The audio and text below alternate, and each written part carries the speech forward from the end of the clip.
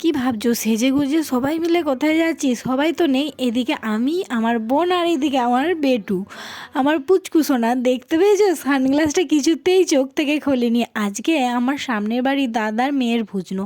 এই দেখো আমাদের লাল পরি, একদম আজকে লাল পরি হয়েছে।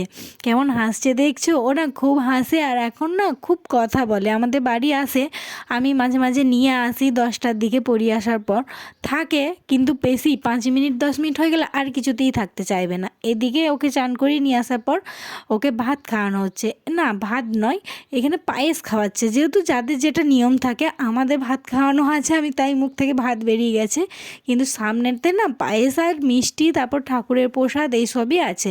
আর ও না এই প্রথম খাচ্ছে, তাই এই মিষ্টি পায়েসটা বলে এত খেতে চাইছে না, এমন খাচ্ছে কি বলবো। চামচটা মুখ থেকে সরিয়ে দিলেই শুধু কান্না পেয়ে যাচ্ছে ওর। এইদিকে ওর এটা বড় মাসি, আর এইটাও একটা মামা।